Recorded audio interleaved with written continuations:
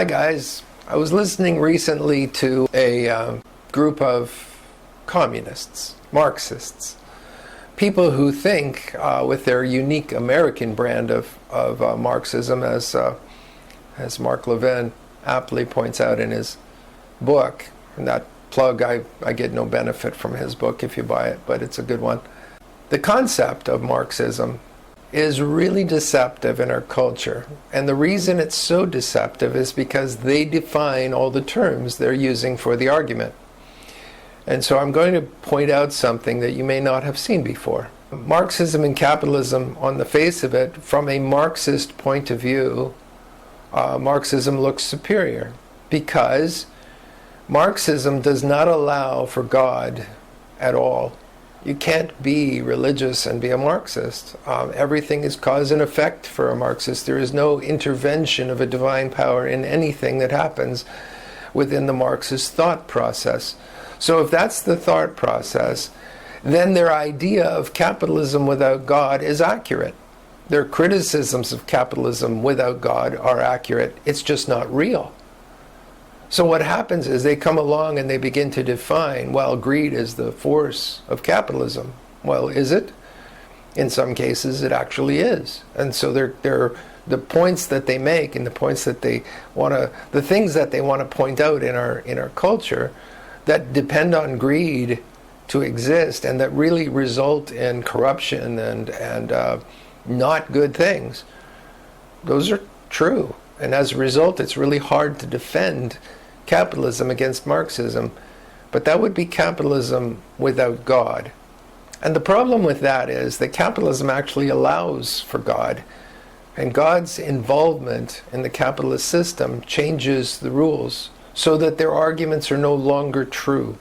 If they were true, you would have a complete chaotic world. You would have those who are capitalism completely cannibalizing themselves with no redemption.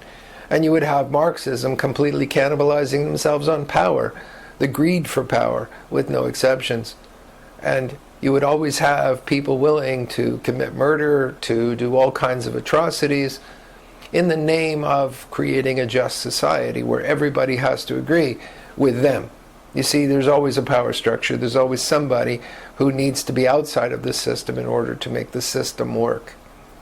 And so they take themselves out. And the elites of Marxism envision an elite controlling you because you don't know what's good for you, they do. And that is so foolish. That puts themselves in the position of God. And of course, their being God does not have any of the grace involved in what God's actual involvement is in capitalism. So within capitalism, you have the ability for philanthropy. You have the ability for people to say, I have compassion. I'm going to do something against my self-interest because I can. I have the option. I have the individual power to make those decisions. Marxism, you don't have that power. You need to be subject to whatever the state dictates, and the state isn't very good at predicting what it is you need. And so that is the result. God, on the other hand, is very good at predicting what you need and knows exactly what it is and chooses to provide it in a free people. The minute the people are no longer free, they think they tie the hands of God. And God manages to get through and create a church under persecution in the most interesting ways, because in China the church is thriving, even though it's being persecuted and hurt by the government that is there. And in every way they can hurt it, they're trying to. And they've done that all around the world. They did the same thing in Russia. They did the same thing everywhere communism has been tried. Cuba, other places, Venezuela. You cannot be a Christian and not come under government persecution, imprisonment, death if possible, extraction of all of your resources because you're obviously a waste. You don't understand the authority of government and how important it is. But the fact is this, that we have been playing with this idea because we've allowed the Marxist to define the argument. So their worldview is that Marxism without God versus capitalism without God, Marxism is superior. And there's really no answer to that question. But the fact is that capitalism without God doesn't exist. nor does Marxism without God. They just think it does. And because they think it does, it has real-world consequences, and real disastrous consequences at that. Capitalism, which allows freedom to have God in the picture, allows the greatest prosperity that this world has ever seen. We've seen a system that has raised more people out of poverty than ever before. The actual prosperity of the whole planet depends on that freedom. And Marxists don't believe that because they don't believe in God. And then I hear atheists all the time, you can be a moral person without God. Well, the whole basis of a morality ever developing was that God was there in the first place.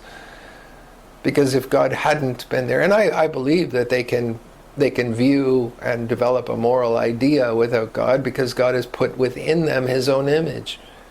And they understand that there are some things that are absolutely right or wrong, not because there isn't a God, but because there is. So they form their ideas independent of God, thinking that they're somehow able to do that without God, but they always borrow from God in order to be able to do it. And they don't even understand that. So as long as the atheists and the Marxists define the terms, we're going to have problems.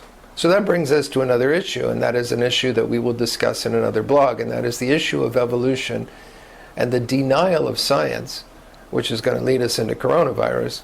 And we're going to see that science really isn't in control. But there's a much more malevolent being that is behind the deception that we're all in the middle of. And we're going to talk about that. I love you. We'll see you in the next video.